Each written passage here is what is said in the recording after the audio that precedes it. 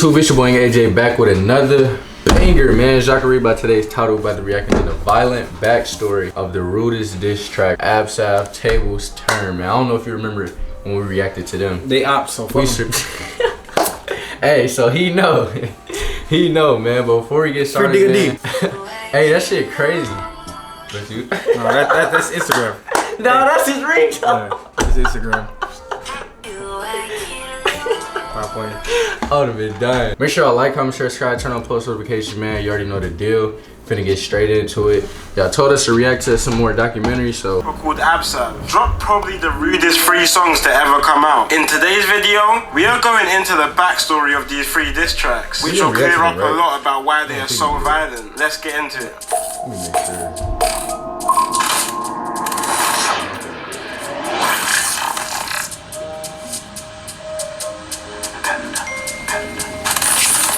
So if you're not up to date, like I said before, West London rapper Abzsav just dropped 3 of the rudest diss tracks to ever come out. So rude and disrespectful that it's even opening the question of if dissing the dead should be illegal. Now I know a couple of you guys probably have not heard the songs, so I put them on the screen now. But we'll be breaking them down and going through the history behind all of this. So the rapper who dropped, and all of them got taken down. His tunes is a rapper called Abzsav, who's from an area called Norfolk, at the edge of West London. And from the outside in, it doesn't look like the worst area, but Norfolk is home to Abzav's gang, N-Gang. N-Gang is also part of a bigger gang across the London borough of Ealing, which is a collective of members from towns in Ealing called Southall, Greenford, and of course Norfolk. The reason they're called 156 is because the areas covered in the gang are UB1, UB5, and UB6 postcodes. 156 beef quite a lot of West London, especially its surrounding areas, but they're mainly into it with a gang from Rayners Lane, which is a 7-minute drive from Norfolk where Abzsav is from. But 156 are better known for their feud with another gang from West London called CGM, which is infamously the gang of the big rapper Digger D. And despite the beef between Rayners Lane and 156... Oh, that's what I was about to say. I was about to say, it's crazy how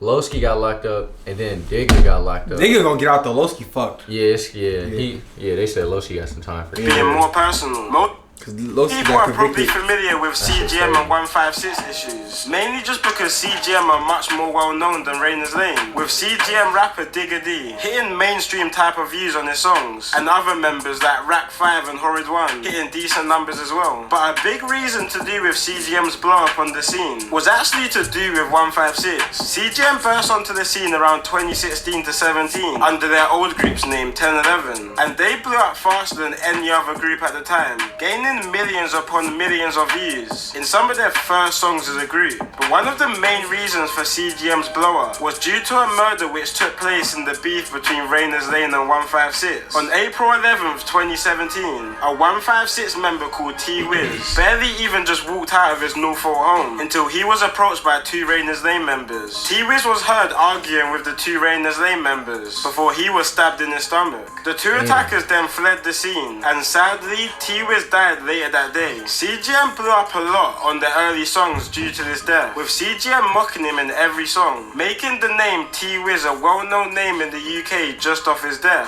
CGM even mocked T Wiz so much that members were even banned from saying his name in any future songs. One of the killers of T Wiz was a Rayners Lane member called T Rose, and him and the other guy actually managed to beat the murder case. Oh, we did hear that. We did hear that on the documentary on God. We did. The other documentary? That's like a long time documentary. I remember we heard about that. They beat it? Yeah, I remember that. Case hey man, Rayners Lane member called T Rose, and him and the other guy actually managed to beat the murder case due to self-defense. After beating the case, T Rose then went on to make a drill song about the murder, while also recreating the scene of the murder in the music video. And even while years went by after T Wiz's murder, 156 members were still out to get him. T Rose moved around 3 hours from London to a small town called Telford. 156 caught wind of this and rid out 3 hours to Telford, caught T Rose and shot him to death. 3 years after the murder of T Wiz. 2 hours before T Rose's death. Hey, no, get back. Damn, hey, get back, come with timing, man. That's the definition right there. And they said he got shot? Yeah. Damn, shot. Back in London, another batch of 156 members were also driving that's why around. I never drive in London, bro. They drive on the right. They drive on the left side.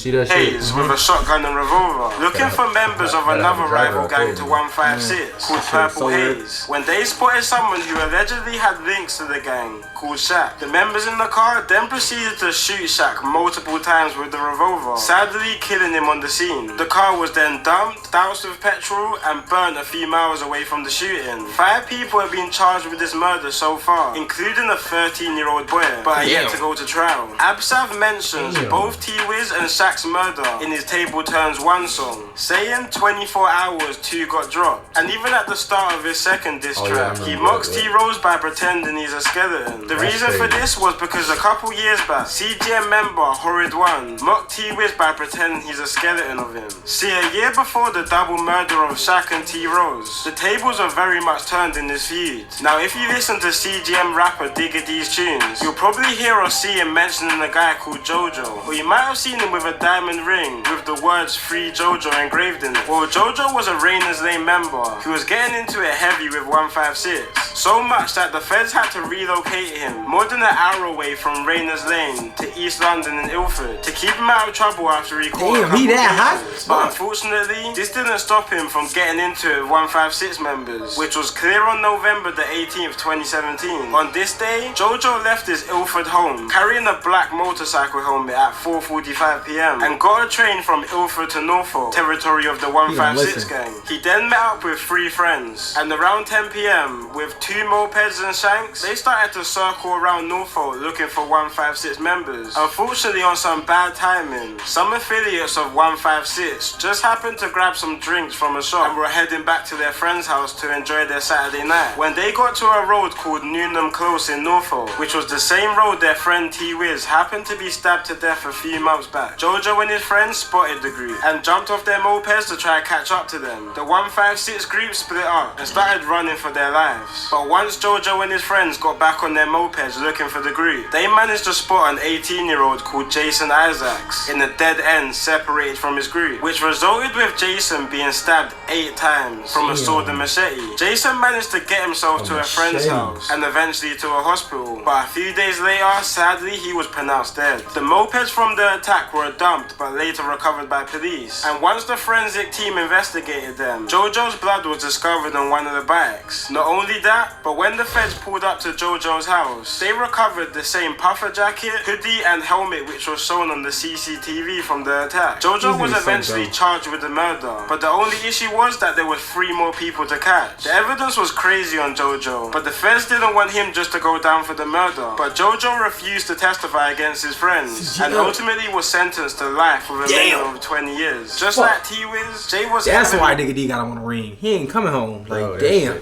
Crazy. Fuck, that's crazy.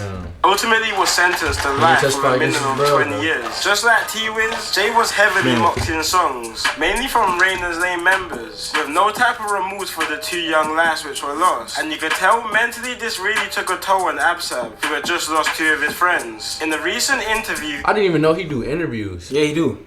I gotta start tapping in. I did not know that. Engineer. He talks about how people were dissing his friends for years. I always just watch a little for a lot of people, it was all fun and games, without anyone realizing that certain guys actually lost a friend in real life. He goes on to say that the reason he called these diss tracks Tables Turned because he was just replying to all the disses his gang has been getting for years. And when we actually look at the lyrics of his Tables Turned songs, you can see that a lot of disses actually go lyric to lyric with the same disses opposition gangs have said previously, but obviously just changed up to fit the agenda of his gang. But despite all of this, some people still actually go lyric to lyric with the same disses opposition gangs have said previously, but obviously that's what they do out here, bro. It'd be so sweet too. Like if your op drop a song, they'll listen to it, right?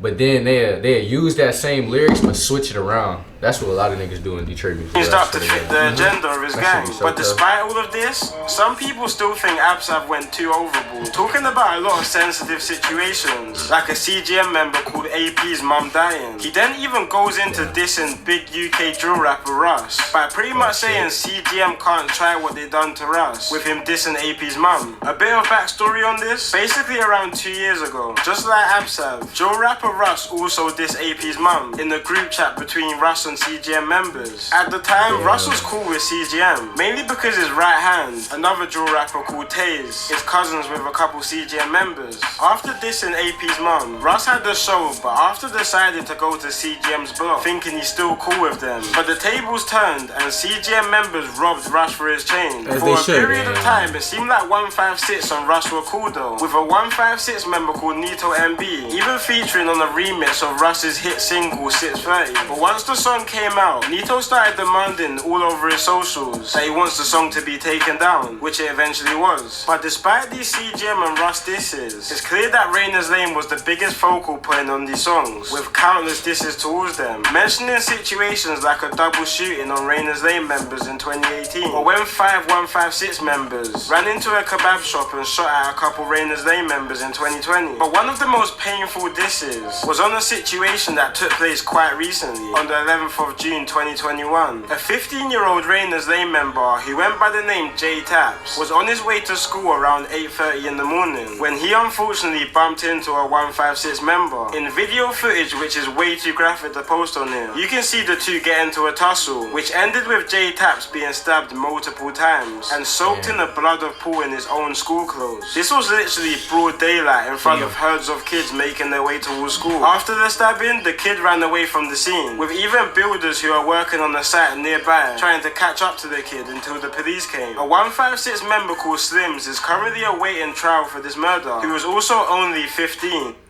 Damn. I'm running the new young with man. That shit is crazy. Version of Mac and was making his way to school, which is crazy to think that this feud is running so deep that school kids from each side are turning on each other. In Abzav's second diss track, he even mocked J Taps for not making it to his 16th birthday, which is sad to know that somebody so young lost their life to this what? feud. They crazy, bro. I can't name a time somebody used a whole skeleton in a music video, bro.